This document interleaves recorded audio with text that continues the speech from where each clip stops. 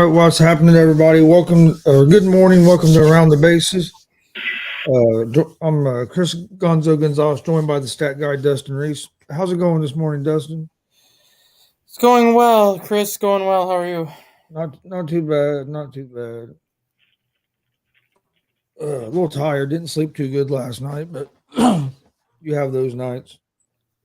All right. Good baseball game last night. One of the more competitive, like closer games that we had in the series. 3-2 win, and a great play by McCormick. Might have saved that game for the Astros last night. Yeah, I agree. I do think that they essentially, I should say, basically won the series at this point. Syndergaard got through 3 innings. He didn't pitch terrible, but he didn't pitch great either. He gave up 2 runs. But when you're going against Verlander, 2 runs sometimes seems like 6 or 7 runs, and you have to wonder why Zach Wheeler did not get the ball last night, and you have to wonder why Zach Wheeler's now getting the ball in Game 6 when they could have been up 3-2 going back to Houston as opposed to being down 3-2. Yeah, now you're in a lot tougher spot to try to win two in Houston. I think they're going to get Game 6, but I think that I picked them to win in 6 games, but I think they'll get Game 6 and force a Game 7. I don't know if they'll be able to beat the Astros 2 in a row. If they do beat the Astros 2 in a row, it's because of one of two things. They get Lance McCullers in Game 7 and absolutely tee off on him again like they did in Game 3, and Zach Wheeler pitches like Zach Wheeler of the first 2 rounds and basically goes in and shuts Houston down tonight or on Saturday night. Otherwise, I don't see a scenario where Philadelphia can win 2 games in a row at Houston, and even with Zach Wheeler going on Saturday, I don't see a scenario where they beat Houston on Saturday. Yeah, I think it's gonna be another real close game, man. I'll tell you what, though, that catch McCormick made off the wall, and that probably saved that game for them, because I was at least going to score the tying run, and could have even scored the go ahead run the way it bounced off that would have bounced off that wall. You never know what direction it's going to go. Yeah. And then Mancini made a nice play at first base, coming in right off the bench two on a hard hit ball. Yeah, and I think that is even the bigger play than the one that McCormick made in the 9th inning, because even if McCormick doesn't make that play in the 9th inning, the ball's going to hit the wall. It's going to ricochet off, and it's going to be a double or a triple with 1 out. Philadelphia still has to bring that runner home to tie the game up and then see what happens. There was 1 runner on. No, I thought the bases were empty. I thought the bases were empty when Realmuto hit that. I was thinking somebody was on first base, but I can't remember. Let me see if I can find it quick. But yeah, but going back to the play with But that first base with Mancini, Mancini, that was a game tying hit that he took away from Schwarber, and if Schwarber puts that ball, if Schwarber gets the hit there and the game is tied, Houston's going with a different pitcher. Yeah, the bases were empty when Realmuto hit it. So it would have been a double or a triple. I know what I'm thinking of. I'm thinking of the one that when Pena robbed Castellanos of a base hit. Yep. That would have scored a run. Yeah. So yeah, I mean, you got to give Houston a ton of credit because they made the plays when they had to make them. Yeah, they made. It's not like Philadelphia played bad. You had Pena driving in 2. You had, I forgot who drove in the first run, but Pena drove in the second and the third run of the game, and then you just had Mancini, McCormick, and Pena all come up with huge plays that basically took 2 runs off the board from Philadelphia and potentially 3, depending on what would have happened had Realmuto's ball hit the fence and ricocheted off. Yeah, they made the defensive plays when they had to. That one that Castellanos hit was a rocket. Mm-hmm. I thought, because when it came off bat, I thought for sure it was a base hit, and I'm like, oh, they're going to score, but no, he made a hell of a play to time his jump right and everything. Yeah, and this World Series continues to give us history too, because I forgot if it was the football game I was listening to last night or part of the baseball game too last night, but they said that this was the 7th time in history that a football game and the World Series game was not only being played at the same time, but it was being played at the same time between the two same cities. Oh yeah. So like Houston and Philly were playing last night for the World Series. Philadelphia and Houston were playing for the football game, and that was I think the seventh time that they said that's happened. I also saw the game 4 when the Astros got that no hitter was the most watched game 4 since 2019. Which honestly kind of surprises me. Yeah, I didn't think I knew the World Series was obviously going to be a very like big. last night's game was better than game 4. But I mean, other than the history of getting the no hitter, but I mean, just meaning like competitive wise, last night's game was real. You know, I mean, you felt like both teams had a chance all the way to the end. Yeah, I don't know. I mean, what game 4 was what Wednesday night, right? Yep. Yeah. I mean, I guess you could see it just because Really there no was no other. NFL on Wednesday Yep. night. There was the MAC college football had like one of those MAC games on Wednesday night. So unless you're a fan of college football or a fan of the NBA, I could see why Game 4 was a highly watched game just because it was kind of on the perfect day when there really was not that much competition for them to deal with. No, there wasn't. And I was like you last night. I was flipping. I'd go back and forth between the World Series and the football game. Yep, I had the baseball game on last night on TV, and I had the football game on the radio. I was going after I got back home right before the game, and then I had it on the TV, and I was just flipping back and forth and keep an eye on one of them on my phone as well. Right. I still don't understand why they didn't pitch Willer last night, but I don't either. Willer's gonna have to pitch good for them to have a chance to force a game 7. But it's gonna be interesting. Also saw damn it, I forget his name now. I'm gonna have to look it back up. One of the Japanese player, one supposed to be one of the real good players, and got hurt. For Let me find it. what team? I think he's getting ready. He's still playing in Japan, but he's getting ready to come here. Are you talking about the pitcher? Let me find it. Kodasenga? I don't know. I don't think it was him. Of course, my phone don't want to cooperate with me right now. Part of it's probably me anyway. You think it's going to be over on Saturday? I think it's going to be over on Saturday, but I don't think it's going to be over because of Wheeler. I think Wheeler does his part. I think Wheeler pitches well enough to keep Philadelphia in the game, and I'm not going to be surprised if Philadelphia is leading when they take Wheeler out. I just think it's going to be Philly's bullpen that lets them down more so than anything else. And if Houston gets the lead late, their bullpen is going to take over from there and just shut Philadelphia down. And I think if Philadelphia has the lead and then somehow loses it, it's just going to be such a mentally deflating situation where they're not going to be able to recover. And I mean, you look at last night, yes, they fell behind, but at least they still battled back and they kind of showed a lot of fight up until that final out. If they have the lead Saturday and they lose that lead, they're not going to have any fight left in them because that's just going to take way too much out of them. And what killed the Phillies last night was you were 1 for 7 with runners in scoring position and left like 12 runners on base. You're not going to win a whole lot of games if you can't take advantage of them opportunities when you get guys on base like that, especially at that rate. No, and that's been that's whenever you see like it's happened with Philadelphia many times, and not necessarily a lot in the playoffs, but during the regular season, like Philly's offense is mostly a home run or bust offense. Yep. Like they get home runs, they also string together singles, but you've seen it in all the games that they've played for the most part. They're hitting home runs. If they're forced to really string a lot of hits together, they don't necessarily do that well. Even when they have runners in scoring position, I think their batting average was under 200 with runners in scoring position.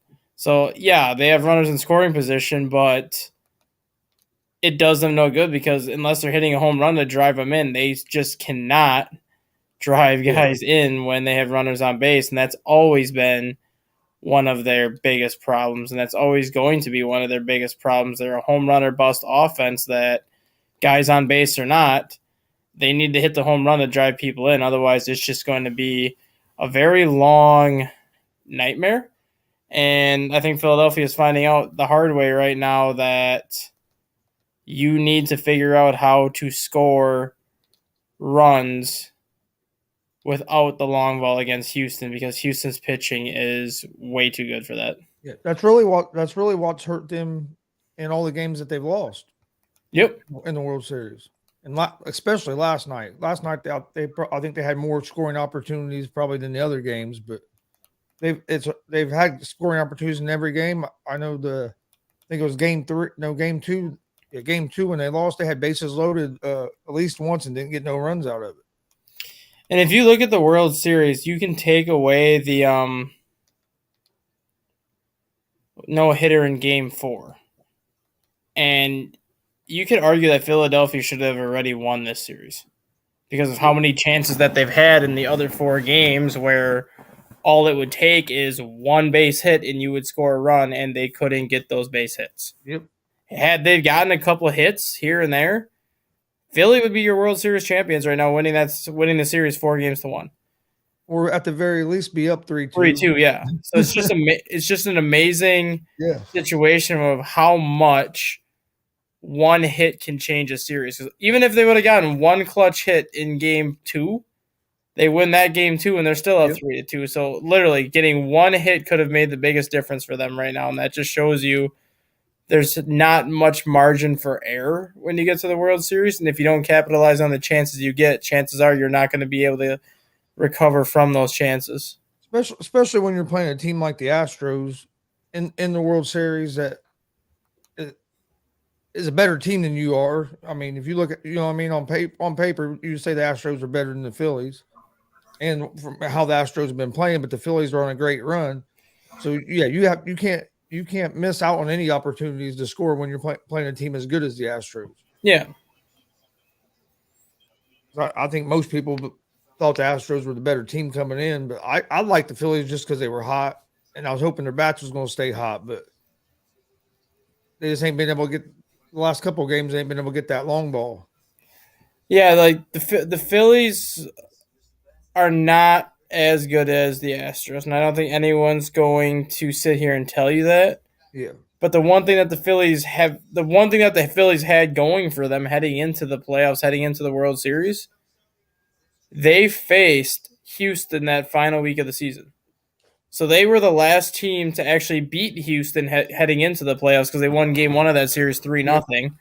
And then they were also that last team that got to see Houston prior to the playoffs. So everything that they did in that 3-game series was kind of fresh.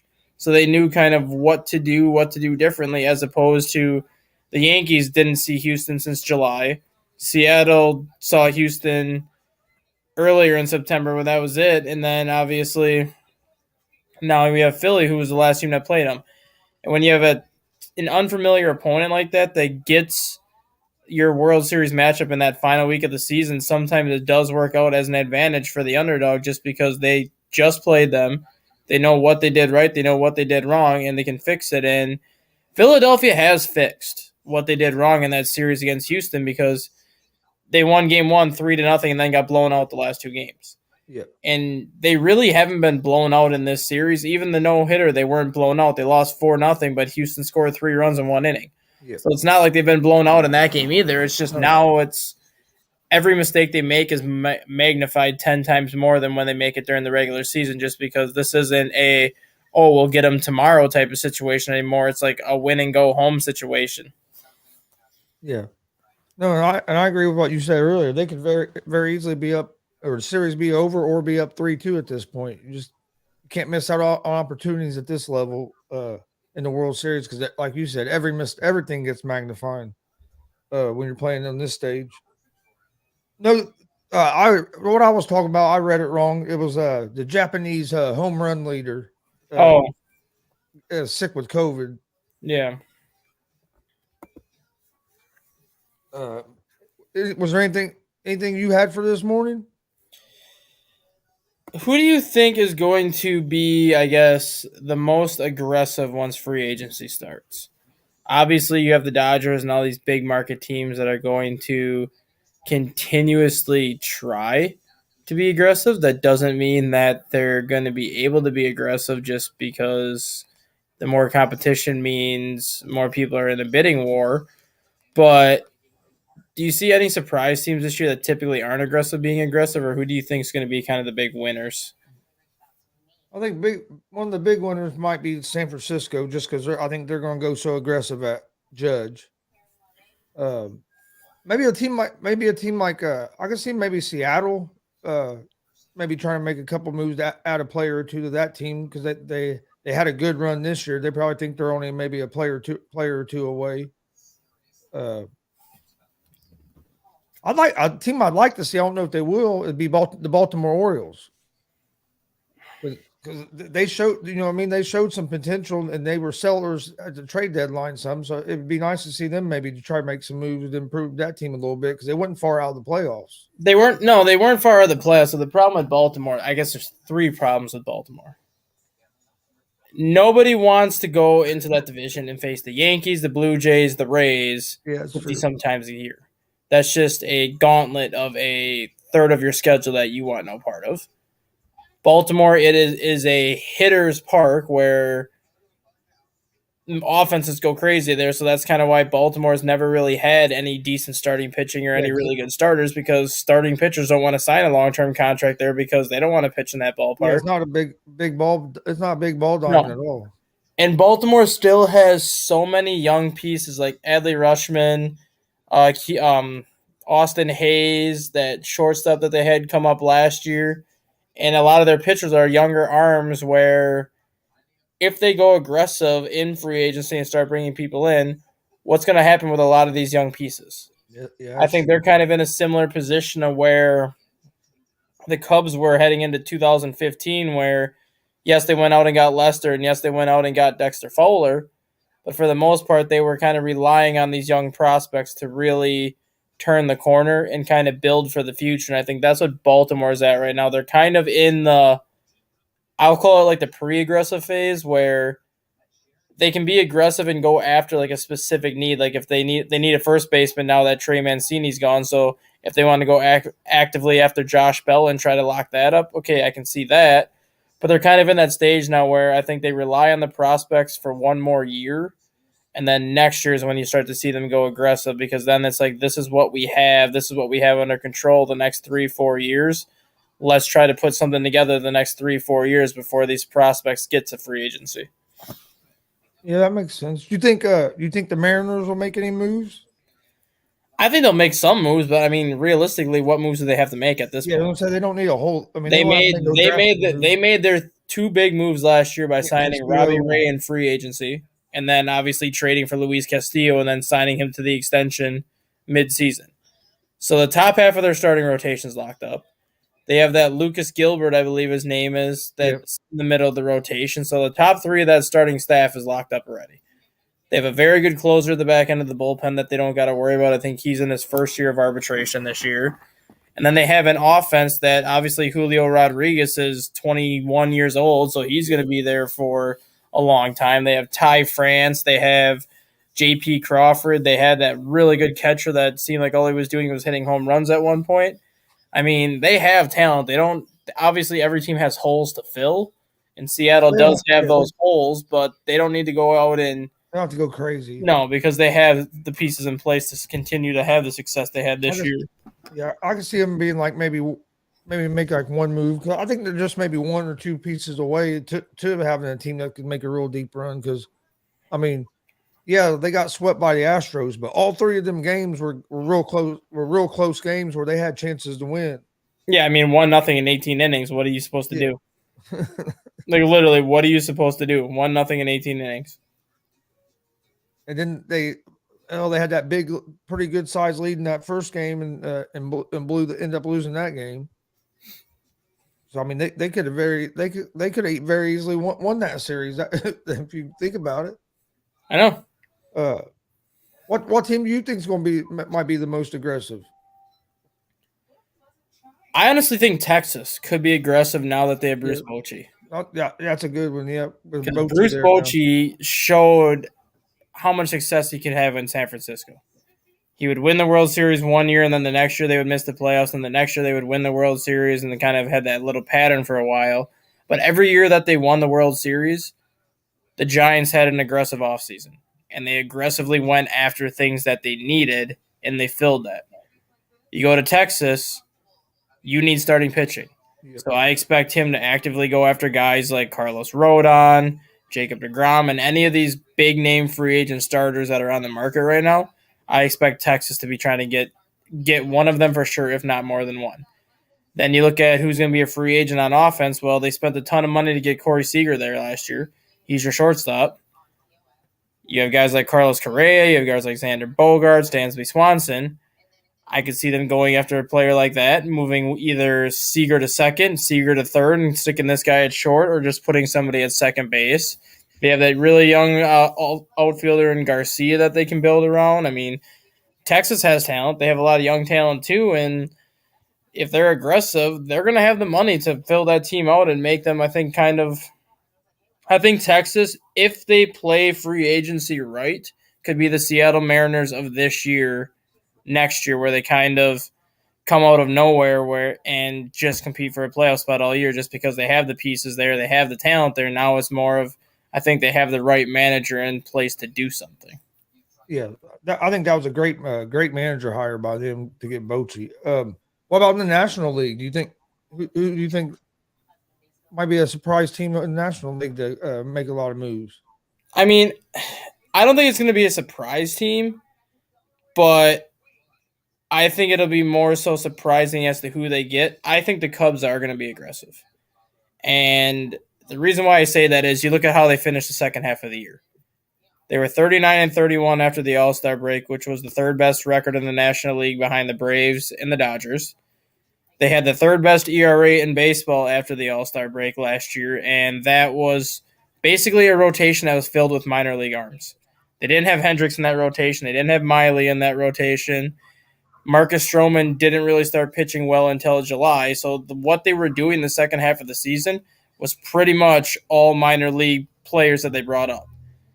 You go with this year, Marcus Stroman's going to be there yet. Justin Steele's going to be there yet. And then the back end of that rotation is really a bunch of question marks because it's a matter of can Wisniewski, can Drew Smiley, can this guy do exactly what they did this year again next year? So I think the Cubs are going to go after Rodon. I think the Cubs are going to make a push for DeGrom or any starter for that matter that is ace caliber to fill out that rotation. Cubs have said they want to go after a shortstop again.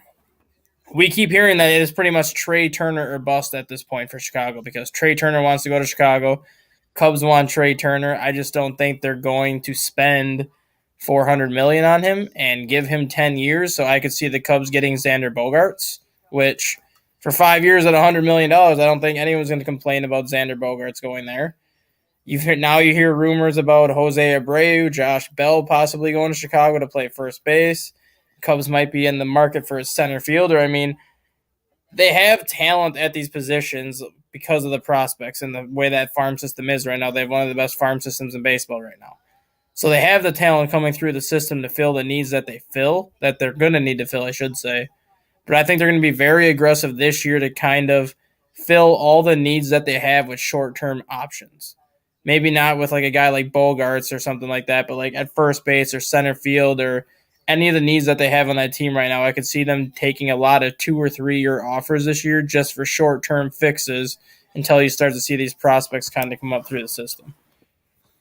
No, I agree. I think like the Reds. I think we're probably a year away before we might get aggressive in free agency. Uh, I think the Reds are going to be very aggressive this year, but not on the free agent market. yeah, I think they're going to be very aggressive in the trade market again this year, kind of like they were last year.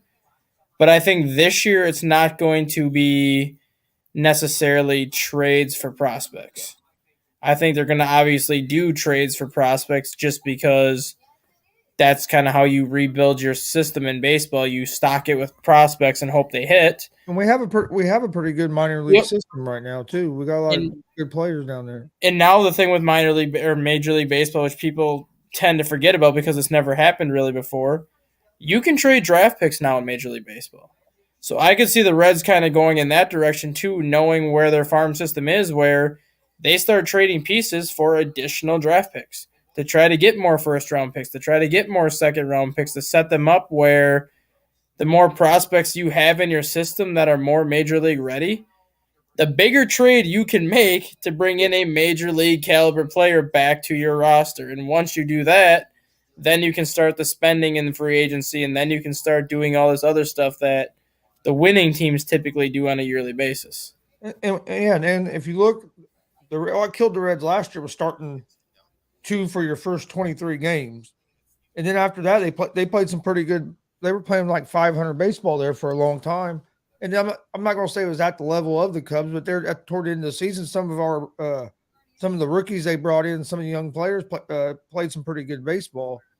So I mean, some of our prospects showed some flashes last year. So it'd be nice to see if they can put it together and have a little bit better year this year. And then, like you said, be aggressive and maybe the year after or next year be able to bring in a couple big names to go in with these young guys. Yeah. Because Vado's getting close to being done. Well, Votto said he wants to play till what, 42? Unless he plays. Because when he's 42, that puts him at 20 years. Okay.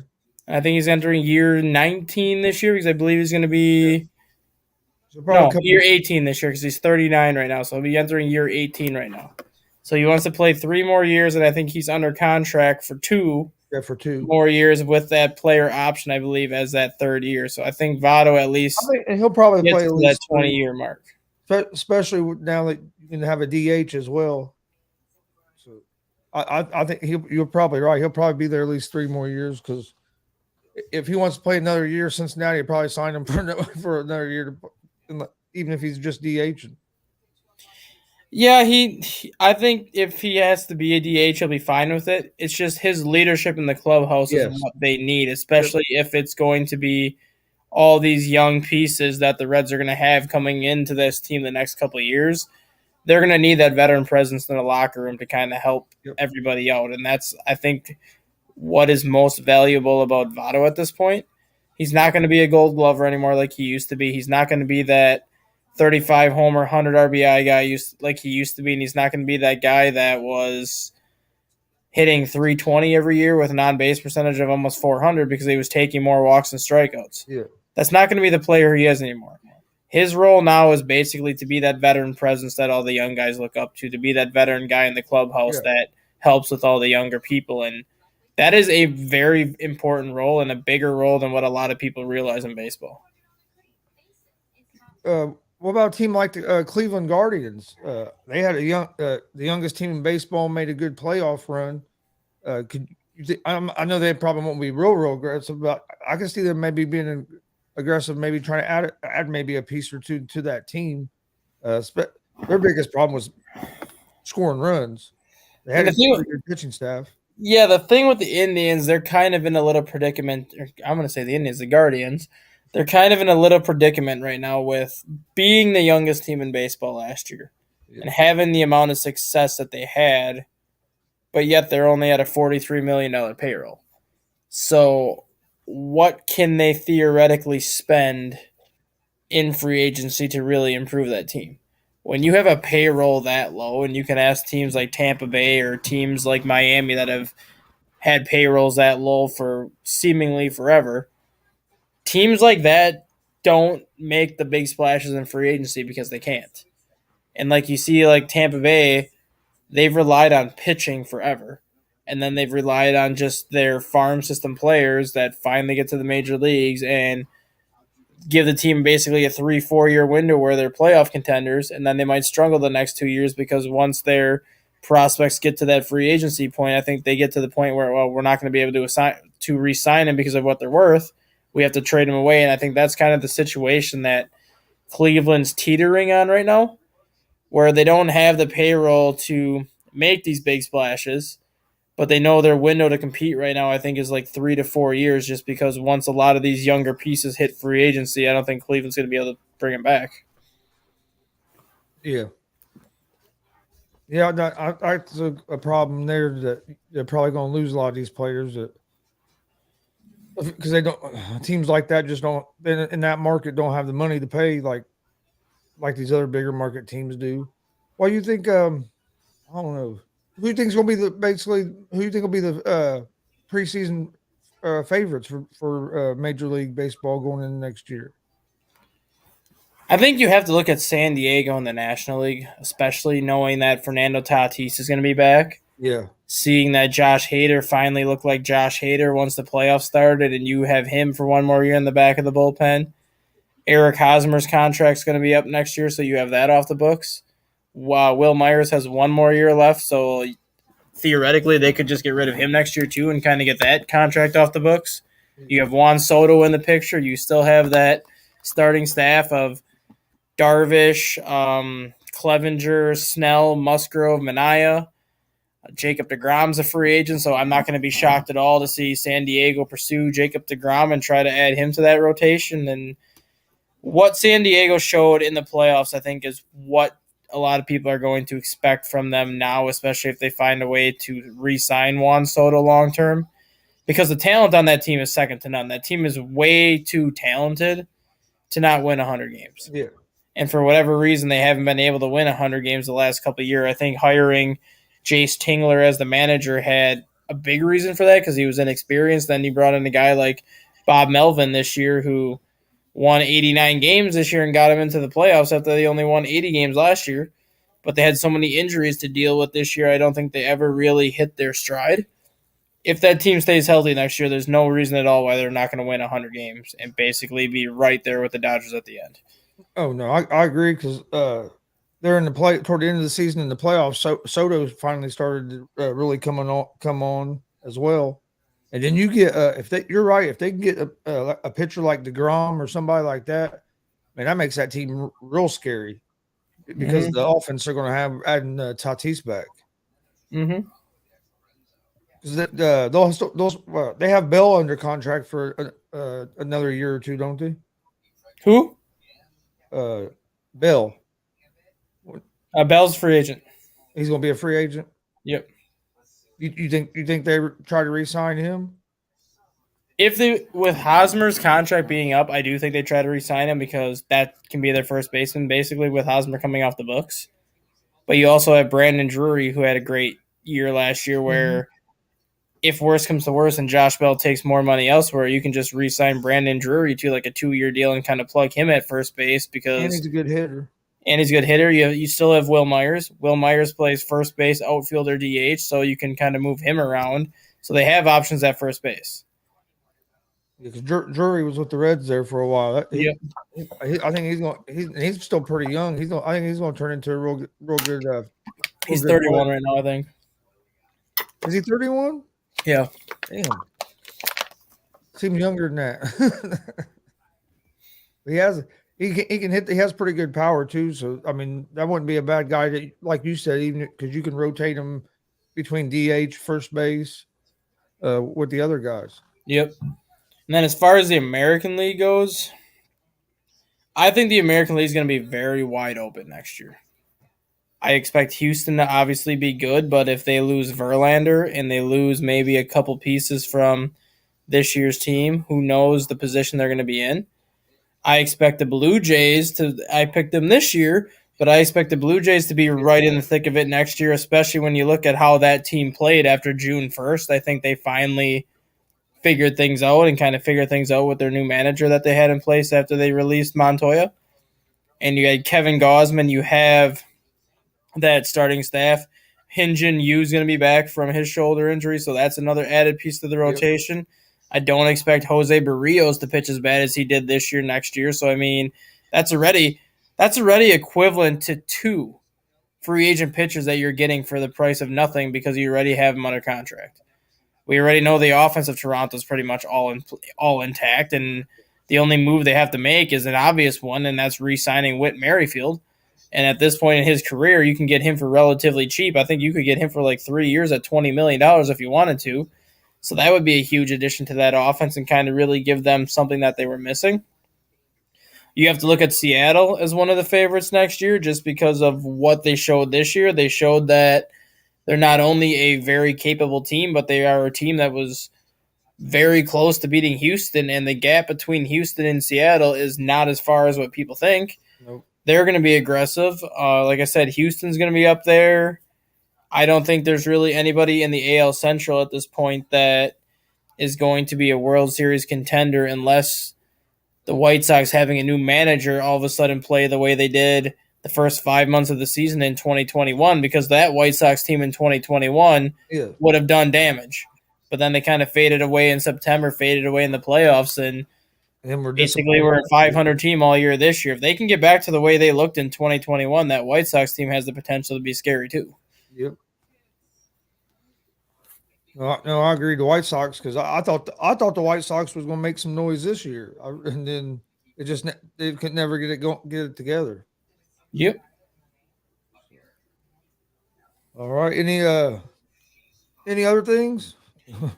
Just not a whole lot going on in baseball. No, we're getting like the next show. The next show that we do is either going to be Monday or Tuesday, depending on if you have a doctor's appointment. I don't know if you have one on Monday or not. But Monday. Nope.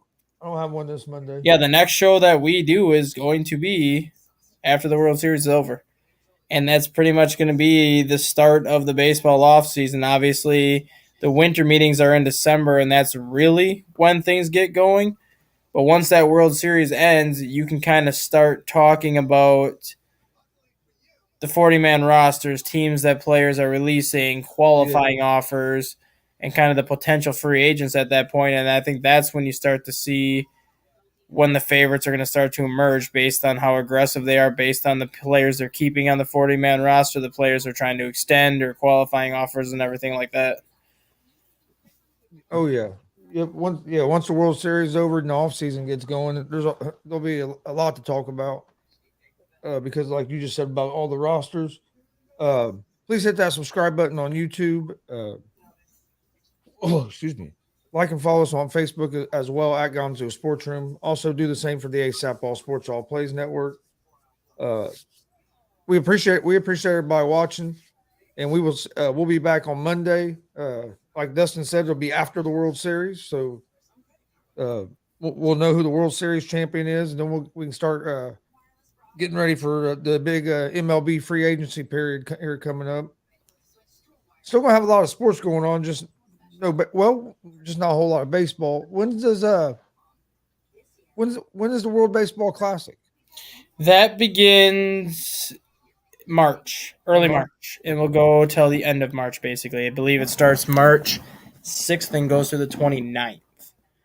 So you're actually going to have March is going to be very busy for baseball. You're going to have spring training, which that's really when the bulk of spring training starts. Granted, spring training does start the end of October, but mid-March is really when spring training gets going because that's when you start to see more of the starters playing 6-7 innings as opposed to the 1, 2, 3 innings early on. You're going to have the World Baseball Classic going on at that point. So not only are you going to have spring training going on, but with World Baseball Classic going on, you're going to have all the good players playing in the World Baseball Classic. And then the teams that are playing for spring training are most likely going to be either your bench guys, your roster fringe guys who are trying to make the team. Obviously, like in the Reds case, you'll probably have like Jonathan India and like those type of players that are your starters that are going to be there. But you're going to have a lot more minor leaguers playing in spring training this year, especially the top prospects, because they're going to need to fill the spots by the people that are in the World Baseball Classic. So fans are going to get a good look at a lot of the prospects earlier than I think they realized. And then March is also when college baseball starts. Yep. So, I mean, March is going to be very busy if you're a baseball fan, and that's a good thing because I think, like I've said before, the World Baseball Classic needs to be more than every 4 years. I'm not saying it has to be every year because that's just asking too much with spring training and everything like that. But I think every other year is when they should do the World Baseball Classic because then it gives players a chance to do it more than maybe once or twice. You can potentially move it to different venues then, as opposed to having it in the same four venues every single year to give more cities and more countries a chance to experience this, much like the World Cup. I mean, it's the World Cup of baseball, and yet they play it in the same four countries every year. It's always played in Korea, it's always played in Japan, it's always played in the United States, and then it's either played in Puerto Rico or Mexico for that fourth venue. They got to start moving it around a little bit more, and the only way to do that is to have it more frequently. Yeah. When they play in the United States, do they all like do they play at different like in different states each It's each all every well, 4 years? San Diego, Arizona, Miami, and Dodger Stadium are usually the four venues that get it.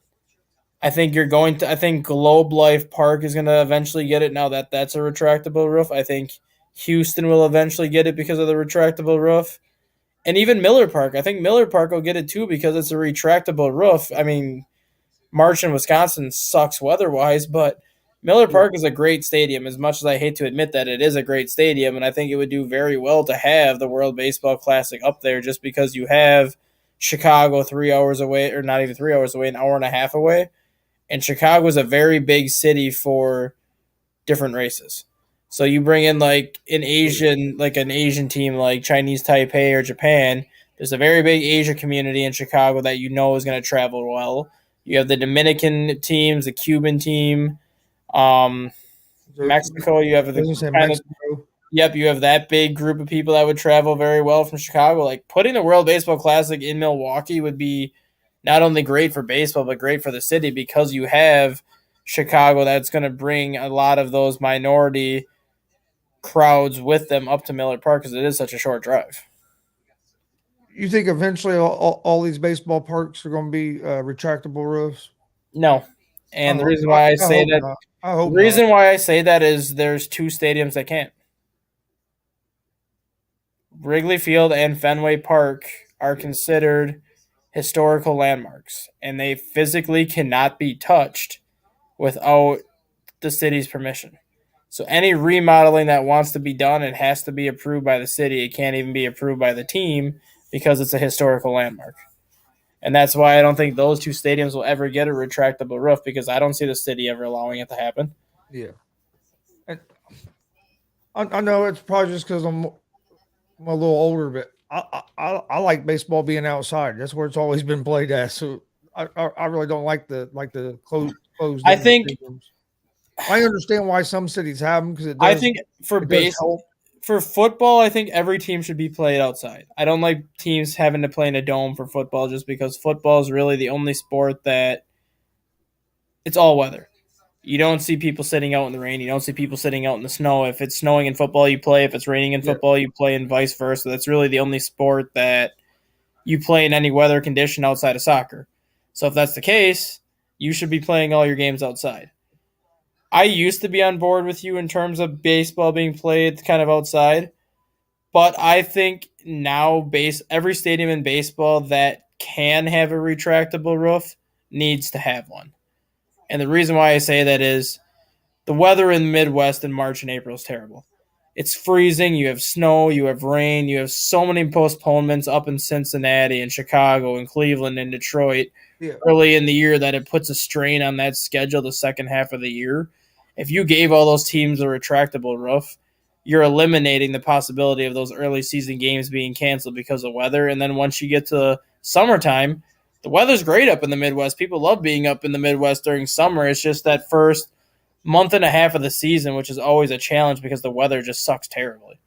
yeah. No, well, that's why I said I understand why a lot of them are getting the retractable roofs because it makes sense. But I just Yeah, I mean, I was at Chicago's.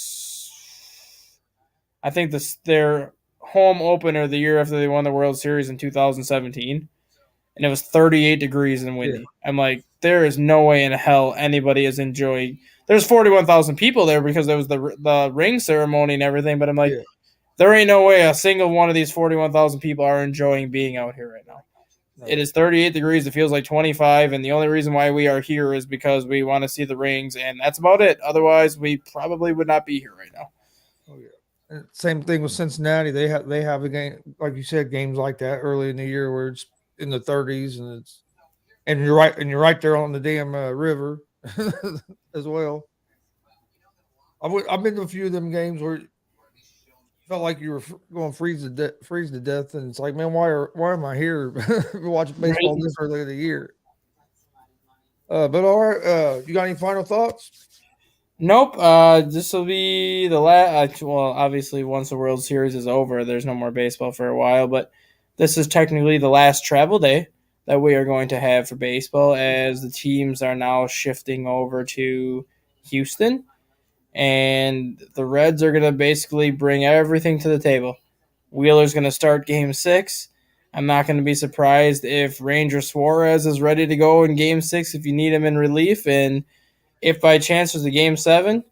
I'm not going to be shocked to see Aaron Nola start Game 7. I'm not going to be shocked to see everybody be ready to go in Game 7 because they're going to need it.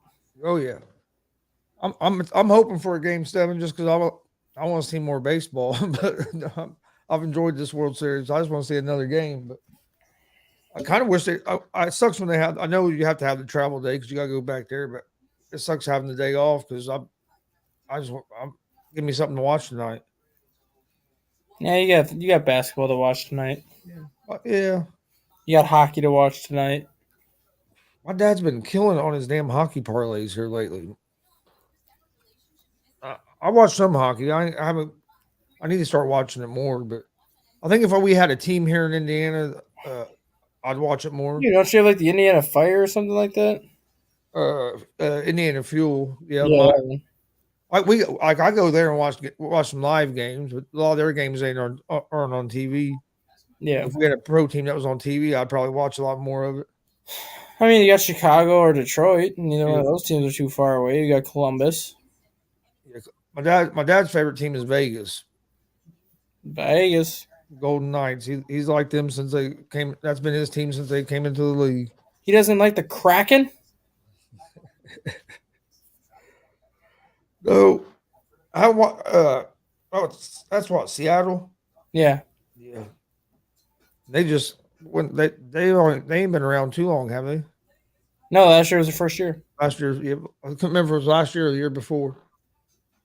But all right, we will see you guys on Monday. Thanks for watching. Like I said, please hit that subscribe button on YouTube at Gonzo Sports Room. Like and follow us on Facebook, YouTube, Twitch, all that good stuff. Same thing for the All Sports All Plays Network. I'll be live later today at 1 p.m. Eastern for the ASAP Afternoon Blitz, and I got my sports betting show, Easy Money, the sports betting show, 3 p.m. Eastern. We'll give out our picks for tomorrow's college football games, Sunday's NFL games, and today's some picks out, some picks for today's slate of games. My picks yesterday were 5-2. So I have, let's see, my picks are 19-6 over the last 3 days. Who's your Since you brought that up, and I'm usually sleeping when your afternoon show goes on. Who is your pick for number 1 Georgia or number 1 Tennessee versus number 2 Georgia on Saturday? I like Tennessee, and a lot of it is due with Georgia losing Smith that they lost on the defensive side. This Tennessee team reminds me a lot of the LSU team a couple years ago. Yep. I like that quarterback Hooker. Hendon Hooker, yeah. You think he has a shot at winning the Heisman? I think he'll win the Heisman, but I don't think he goes number 1. He doesn't have the name. Who you think's gonna go number 1? Bryce Young. I think Bryce Young will go 1, and I think C.J. Stroud will be the second quarterback taken, and then I think Hendon Hooker will be the third quarterback taken. I think Hooker's as good as either one of them. Well, I think Hooker is better. I think Hooker's better than both, but Bryce Young's done it long. Bryce Young's done it longer and more consistently, I think, and same with C.J. Stroud. Hendon Hooker really didn't break out until this year, versus Bryce Young has been doing it since he's started day one. C.J. Stroud's been doing it since he started day one. So, I mean, those two, I think, because of that, have a slight edge over him. But if you get Hendon Hooker number 10, I don't think any team's going to complain if they get Hendon Hooker number 10. I think it'll be similar to kind of when Patrick Mahomes was drafted, where you had Mitchell Trubisky going number 2, you had Deshaun Watson going number 4, and then somehow Patrick Mahomes fell to number 10. I could see that happening here where Bryce Young goes 1, CJ Stroud maybe goes in that 3 to 5 range. Then all of a sudden Hooker falls to 10 and goes 10 to somebody. No, I agree. I was telling my dad the other day when we was talking about the Colts. Actually, I said on the horseshoe talk that if the Colts end up with a real bad record and do get a high pick, if there was a way they could get Hooker, that'd be the quarterback I would want. I'd be happy with that. Well, if you look at how the draft board plays out right now, the Green Bay Packers pick 11, I think, or 12. And the last mock draft that came out, they had the Packers taking Hooker at 12. And I could see that happening because this is probably Rodgers' last year, and I don't think they believe in Jordan Love at all. No, but I think they would hold on to Love for 1 year just to let Hooker sit behind him for 1 year, and that'd be it. Well, all right, man. I know you probably getting ready to get some sleep because you had to work last night, didn't you? Yep, got home at 6:30 this morning. All right, man. Well, you enjoy your Friday. We appreciate everybody watching. We'll be back Monday morning at 9 a.m. Eastern with another episode of Around the Bases. We'll have a World Series champion by then. So hope everybody has a great weekend, and we will see you guys on Monday.